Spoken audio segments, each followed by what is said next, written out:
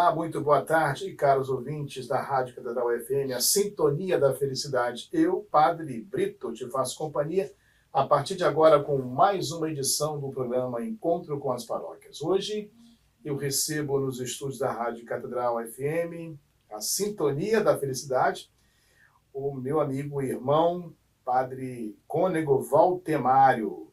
Vamos conversar sobre o seu discernimento vocacional, a devoção à Nossa Senhora de Lourdes, que eu sou o pároco, e sobre a rica história da Basílica, tudo que marcará nesses dias que se aproximam, os dias sobre a festa, no dia 11 de fevereiro, dia de Nossa Senhora de Lourdes. Seja muito bem-vindo, Cônego Valtemário.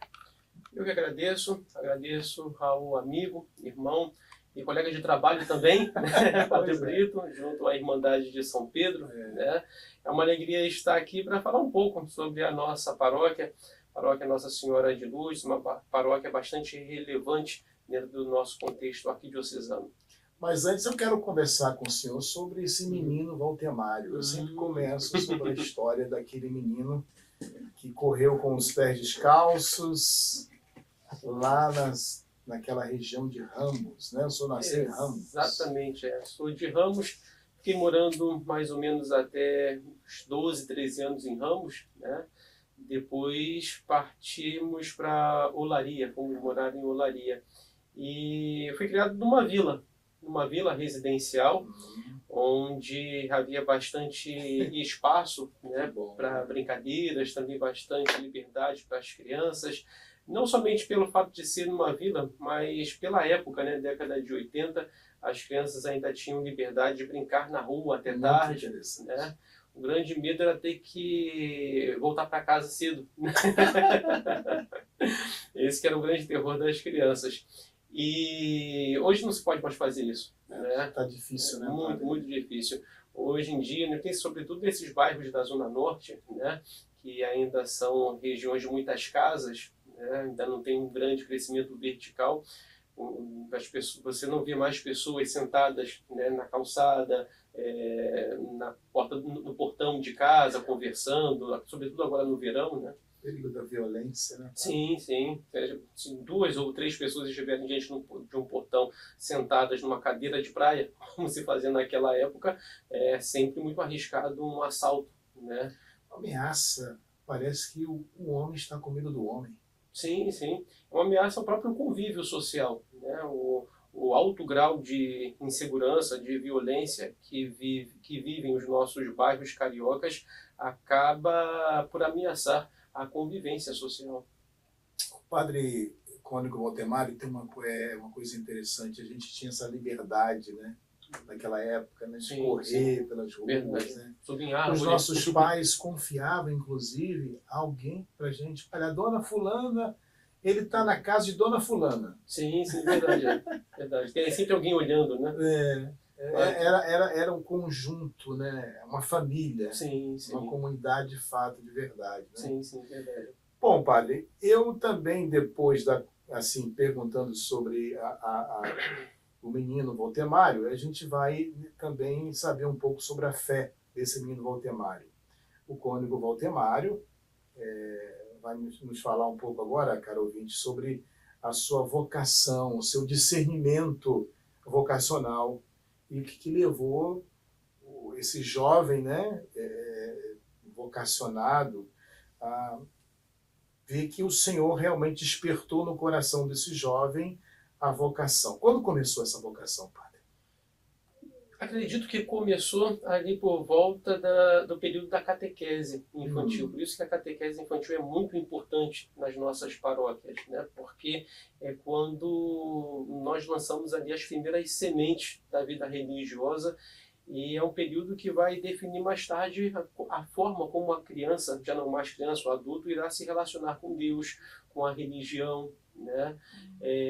Com a comunidade como um todo. Eu sou filho de uma mãe bastante devota que, desde muito cedo, quis transmitir para nós a fé.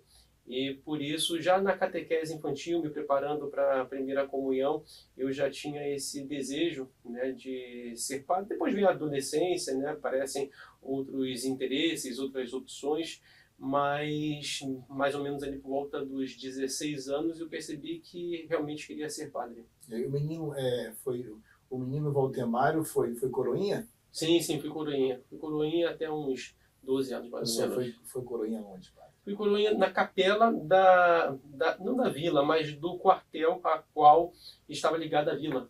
Né? Porque era uma vila residencial somente para militares. Meu pai era militar. Então havia um quartel, ou melhor dizendo, a vila era anexa ao quartel. Então tinha uma capela lá e a vida religiosa ela acontecia naquela capela. Ali. E o senhor como coroinha chegou a incentivar outros meninos e meninas para rezar? Sim, sim. Como é que era isso? Dia de domingo saía pela vila com o sino badalando, chamando as pessoas para missa. É interessante porque a gente começa a lembrar disso. Sim, né? sim, verdade. E na sua casa, assim, também, com a mamãe, com o papai, como é que era? Sim, sim. Como disse, minha mãe era muito devota. Né? Então, mas aí rezava o terço? Como é sim, sim. Eu lembro que havia períodos no ano que nós tínhamos o terço nas casas, né? Terço nas casas. Então, cada semana era na casa de um. Era uma vila razoavelmente grande, mas era uma grande família. Né? Então, festas juninas, todas as festas que ocorrem durante o ano, sempre aconteciam em conjunto. Né? E nesses períodos fortes também, novena de Natal, terço no mês de Nossa Senhora, era sempre cada dia numa casa. Agora, sim, interessante essa sua experiência, né, para o discernimento vocacional. E depois, então, como é que foi a entrada no seminário? Teve alguém que lhe indicou? Eu comecei, os primeiros passos foi justamente a partir da pastoral vocacional, que era com a irmã Maria Cecília. Né? Maria Cecília. Comecei a fazer os encontros vocacionais no seminário, no GVJ, né, no Grupo Vocacional Jovem. Não cheguei a entrar para o seminário menor. Depois terminei o colégio, então fiz uma experiência com os agostinianos descalços, né, um ano com os agostinianos descalços. Depois percebi que não era essa a minha vocação, né, numa congregação religiosa, e então eu entrei no Seminário de São José. No São José, e ali o senhor ficou... Sim, ali fiz filosofia, fiz teologia, e foi o Seminário de São José que me encaminhou para a ordenação sacerdotal. Né? Sendo ordenado por Dom Eusébio, sendo a última turma de Dom Eusébio. A última turma, eu fui a primeira, padre. É verdade, eu lembro. A primeira turma. Eu estava entrando no seminário e você estava saindo. Contemporâneo. Sim, sim, é verdade. Eu vou fazer uma pergunta sobre os exercícios espirituais, né? Quais os exercícios espirituais, ou práticas, né, concretas, o senhor sugere para os jovens né, de hoje, que estão buscando entender melhor aí a sua vocação? Sobretudo o Santo Terço. Nossa Senhora, ela se encontrou com uma jovem de 14 anos na gruta de Massabielle, em Lourdes, né, no sul da França, na região dos Pirineus franceses, no lugar que faz muito frio. E quando Bernadette vê pela primeira vez Nossa Senhora, ela fica muito amedrontada, porque ela não sabia que era Nossa Senhora, pensava que era uma assombração, ou então uma das fadas... Um fantasma? Fantasma, né? Ou então uma das fadas da floresta, que na época tinha muito essas lendas. E Bernadette, com as mãos muito trêmulas, ela consegue pegar o terço que estava no bolso do seu vestido, mas não conseguia levar a mão até a testa para fazer o sinal da cruz. Né? Até que Nossa Senhora faz o gesto de fazer o sinal da cruz, aí Bernadette consegue fazer o sinal da cruz. Bernadette diz até que aprendeu a fazer o sinal da cruz com Nossa Senhora. Catequista, né? Exatamente, a sua própria catequista, porque ela não tinha catequese. Né? Ela não tinha feito catequese, era analfabeta aos 14 anos, e ali ela começa a rezar o terço com Nossa Senhora. Né? E ela percebe que, ela diz que Nossa Senhora ela trazia também o terço. Porém, Bernadette ia rezando as Ave Marias, os Pai Nossos, os Glórias, né? Mas Nossa Senhora, ela rezava o Pai Nosso, rezava o Glória ao Pai, mas não rezava a Ave Maria. só ia passando as contas do rosário, né, quando chegava a vez da Ave passa. Maria. Mas quando era o momento de rezar o Pai Nosso e Glória ao Pai, Nossa Senhora rezava. Porque ficaria muito feio, né? Nossa Senhora rezar. Ave eu, cheia de graça, Nossa Senhora Salve, comigo. Né? salve Maria. Pois é verdade. Então, esse é a primeira oração que Bernadette faz com Nossa Senhora, por isso recomendo sempre aos jovens a oração do Santo Terço. E a gente percebe isso, padre, não sei se o senhor já percebeu, o jovem está empolgado para entrar no seminário, né? Ele é um vocacionado, tem um tercinho dele rezando, mas depois com o tempo parece que vai desmotivando, né?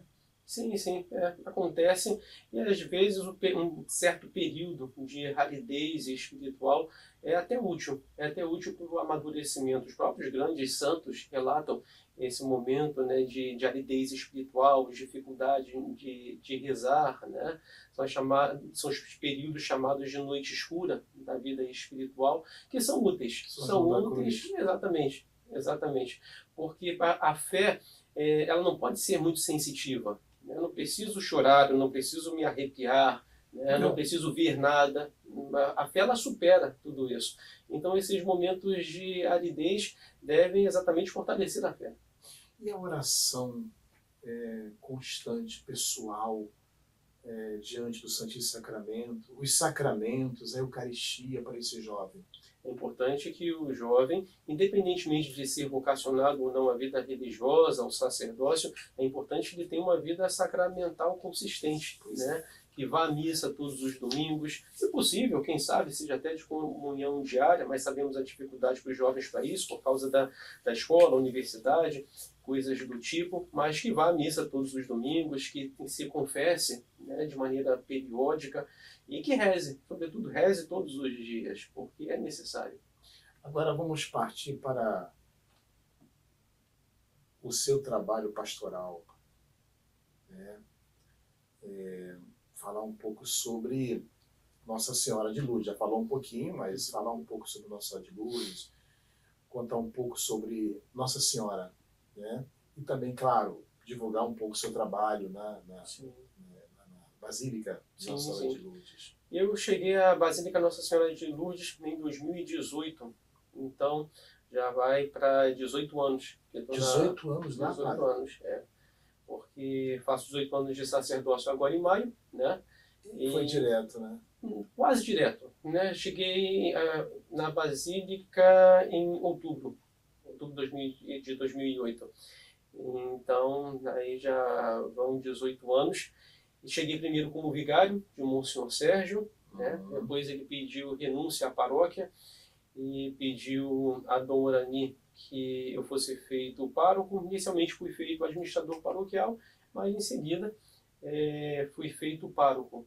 Então, no total, aí são 18 anos que procuro, né, divulgar cada vez mais a devoção à Nossa Senhora de Lourdes dentro da nossa cidade, do Rio de Janeiro, e para todas as outras pessoas, né? Por isso nós procuramos fazer um trabalho de fortalecimento da devoção à Nossa Senhora de Lourdes, para que a mensagem de Lourdes seja conhecida, porque é necessário, haja vista que a mensagem de Lourdes é um apelo dos céus à conversão, à oração e à penitência.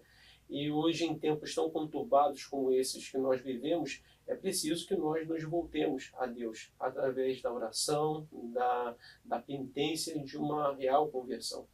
Fica na Vila Isabel, né? Exatamente, a Basílica Nossa Senhora de Lourdes fica em Vila Isabel, no coração de Vila Isabel, que é no Boulevard 28 de Setembro. Vila Isabel é um bairro muito tradicional na nossa cidade, né? Um bairro de tradição cultural do samba, um bairro de índole abolicionista, né? E recebe por homenagem o nome da Princesa Isabel, a Redentora. É por isso, Vila Isabel. Exatamente, Porque é bom contar um pouquinho sobre essa história? Sim. O bairro foi fundado no século XIX ainda, pelo Barão de Drummond, que era muito amigo da Princesa Isabel, e por isso quis homenageá-la. E todas as ruas do bairro têm nomes de grandes abolicionistas que tinham muita relevância, que foram importantes durante o século XIX, durante todo o processo abolicionista do Brasil. A própria 28 de setembro é a lei em que foi sancionada a lei do ventre livre, né? Por isso 28 de setembro. Então, logo depois, né, no início do século XX, surge Noel Rosa, né, como Noel Rosa. um dos baluartes do samba. Por isso que Vila Isabel ainda hoje também é considerada como um dos berços do samba. O som veio de um berço do samba, que é Ramos. Onde tem Cacique de Ramos. E foi para Vila Isabel. E depois foi para Vila Isso é Isabel. muito interessante, é uma Exatamente. origem, né? Interessante. Mas tem assim, por que o nome Vila? Vila porque Vila Isabel foi o primeiro bairro projetado do Brasil. Né? Então ele foi pensado a partir de uma avenida principal, Entendi. que era inspirada nos boulevards de Paris, por isso não é Rua 28 de Setembro, nem Avenida 28 de Setembro, mas é Boulevard 28 de Setembro, e a partir do boulevard vai sendo projetado todo o bairro. Então o Barão de Drummond ele pensou em ter uma fábrica, havia ali uma fábrica de tecidos, né?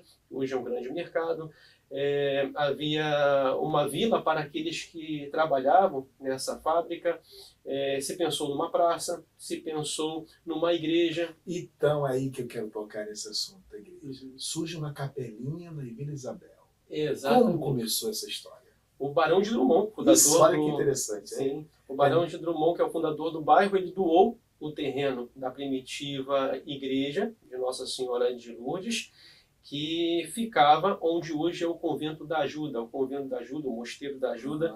Ele no passado, que é o primeiro mosteiro feminino do Rio de Janeiro e o terceiro do Brasil. Ele ficava onde hoje é a Cinelândia. Mas dentro daquele processo de modernização da cidade do Rio, ele foi transferido para a Vila Isabel, né?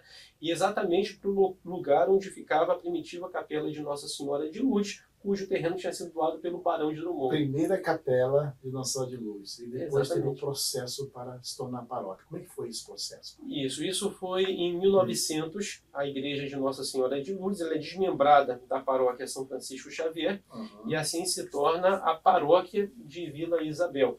Mas já no decreto de criação da nova paróquia, o arcebispo, que era o cardeal Arcoverde, ele já determina que deveria ser construída uma matriz maior, porque o bairro estava em expansão. E assim, 14 anos depois, é adquirido o terreno no Boulevard 28 de Setembro, e assim, em 1914, começa a construção da nova matriz, que será concluída em 1943. Depois, como basílica? E depois, como basílica, recebe o título de basílica por parte do Papa João XXIII em 1959. O bairro de Vila Isabel pode ser considerado com uma identidade religiosa? Sim, claro. Pode ser, porque, como disse, o Barão de Drummond, quando quis fundar esse bairro, o primeiro bairro projetado do Brasil, ele quis dar, sim, uma identidade religiosa, quando, então, doou um terreno para se construir a Capela de Nossa Senhora de Lourdes, e ainda doou depois um outro terreno, ou anteriormente, não sei dizer ao certo se foi primeiro, se foi depois, um outro terreno onde foi construída a igreja de Santo Antônio de Lisboa e Bom Jesus do Monte, que é uma capela de nossa paróquia, que o terreno também foi doado pelo Barão de Drummond. Então, assim, o projeto dele é um projeto assim, quase que religioso, né? Sim, também tem uma vertente religiosa. A questão cultural, que é importantíssima, é verdade. no assunto. Mas não existe população sem religião, né? A gente pode passar por todas as civilizações da humanidade, da história da humanidade, que jamais nós encontraremos uma civilização, um povo sem uma religião. E estamos falando do século XIX, o Brasil majoritariamente católico, mas ele, ao criar o seu bairro, né, o bairro de Vila Isabel, ele não desprezou essa dimensão religiosa. Né? Por isso pensou num bairro que tivesse igrejas, não uma igreja, mas igrejas católicas. Sim, interessante.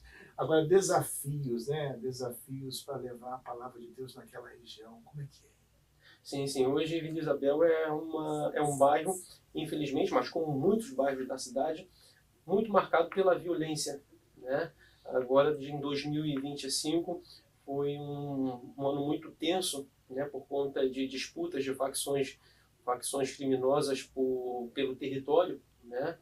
E nós ouvimos muitas notícias ruins na mídia sobre isso. Né?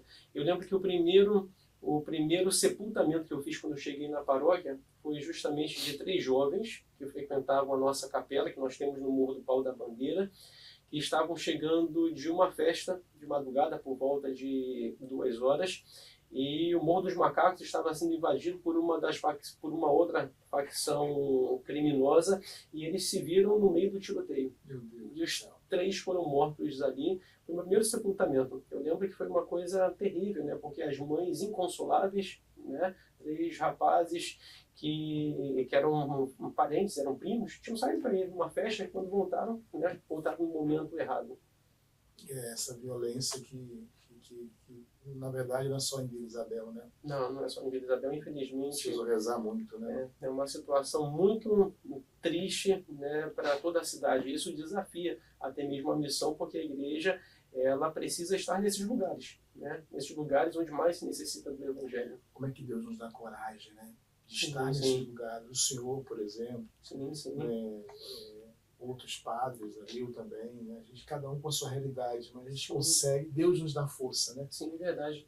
E o povo de Deus também, junto. Exato, agora, tanto para os padres mais novos, os mais jovens, né, que chegam agora ao sacerdócio e se deparam com essa situação. Esses jovens padres, né, que estão lá Sim. numa comunidade até muito mais violenta do que Sim, sim. Assim como também os padres mais velhos, os né, velhos. que apesar da idade, né, ainda sobem o morro, né, colocam o pé na lama A também, missão, né, na missão, e continuam. Ainda constroem capelas, constroem igrejas marcas, necessárias. né? Sim, sim. É um valor que teremos que dar, né? Agora, Cônego, quais são os principais trabalhos pastorais na sua comunidade, né? Na basílicas, sociais, por exemplo, espirituais? O senhor pode falar um pouco sobre isso? Sim, claro.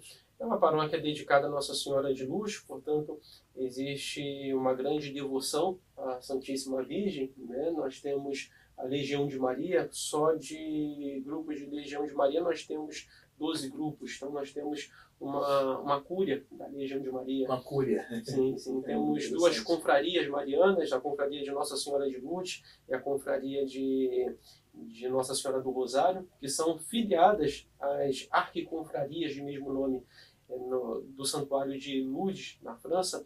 Então é uma paróquia bastante devocional.